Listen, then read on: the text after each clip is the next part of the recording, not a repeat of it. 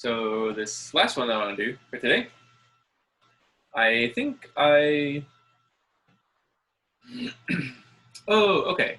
I was going to say I lifted this directly from the problem, but I did not actually.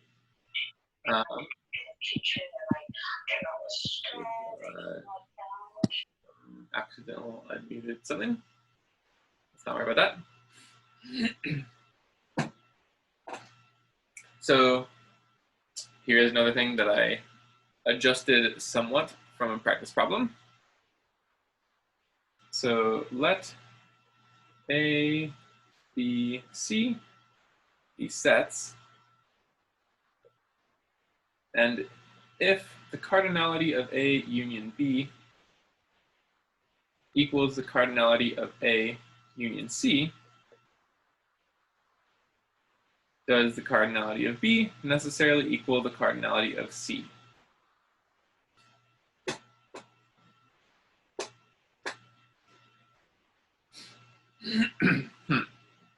So this is partly a set identity. It has a little bit of the feel of a set identity question, and it has also a little bit of the feel of a cardinality question. So I want to address it from both of those perspectives. So the first thing I want to say is that here is something that I find helpful when you're trying to work with set identities. Can I write this down in a good way? Let's try. So when working with set identities,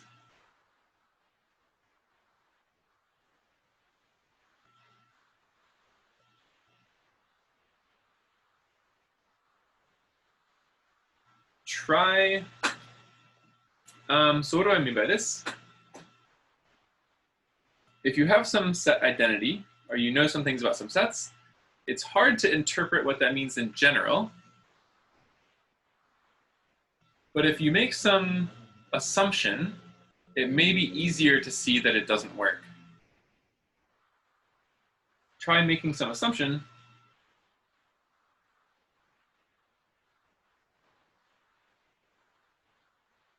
Like C strictly contained in B, strictly contained in A. So I feel like if you look at the solutions, I've probably written things like this in the justification.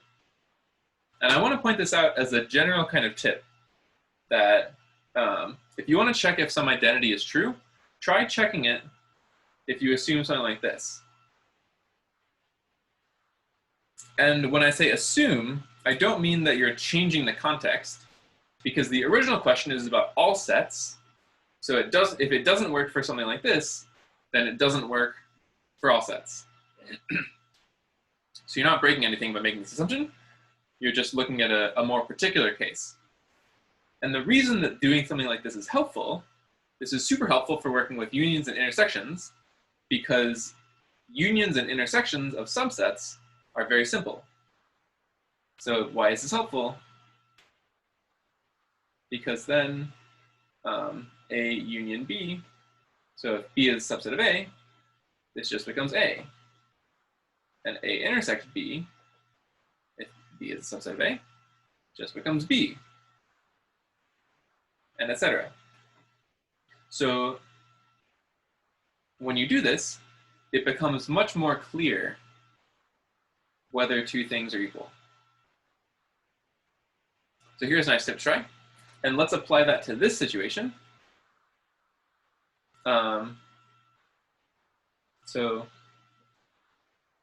in this problem, suppose C is a strict subset of B, strict subset of A, and let's say they're all finite. Then cardinality of A union B equals cardinality of A, right? Since this is a subset, these two sets are equal.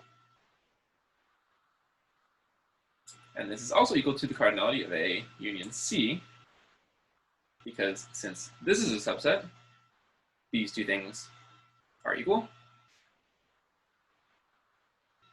But the cardinality of B is different from the cardinality of C,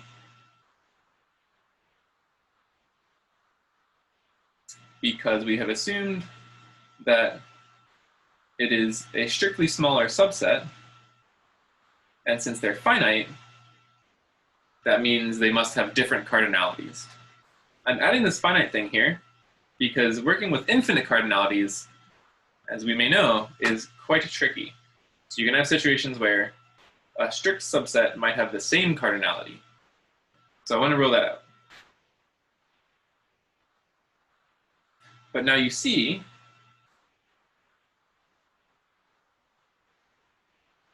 so the answer to our question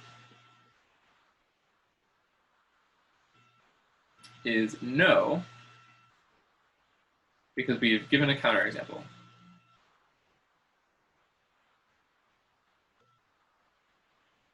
Not a specific counterexample, but sort of this is our counterexample.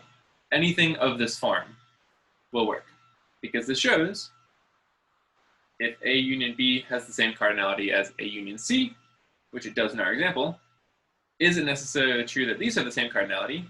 Our example shows that it does not.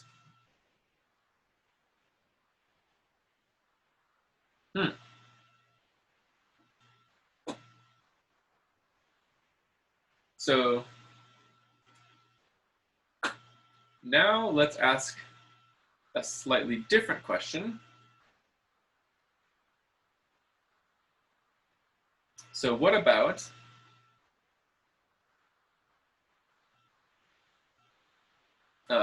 same question. If A, B, C are all disjoint.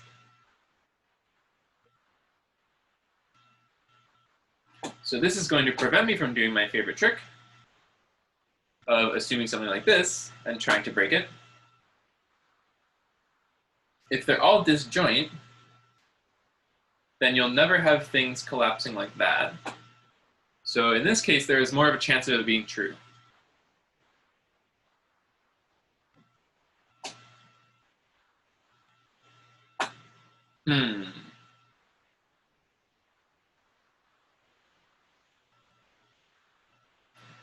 So our counterexample essentially consisted of supposing that these were subsets of each other and also assuming that they were finite.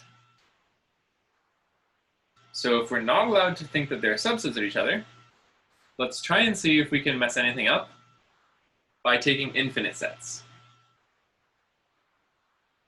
And if we think about it from this perspective, we can start coming up with examples using the fact, like we said before, that infinities that look slightly different can still be the same size. So in fact, we can just give an example. No, because for example, if A is the integers and B is, so we want things that are disjoint from the integers. So let me just take some fractions.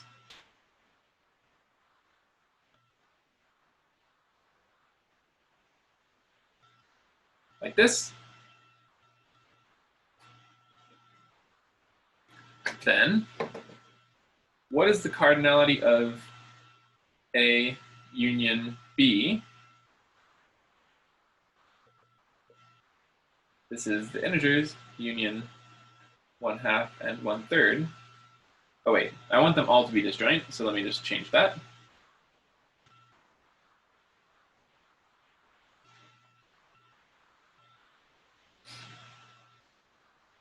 Well, as we've seen in some examples, adding a finite number of elements to a countable set will give you another countable set. So this has the same cardinality as the integers themselves. And for the same reason, if we union on this one element set,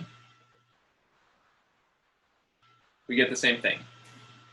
But, as you can see, the cardinality of B does not equal the cardinality of C. So the answer is, again, no.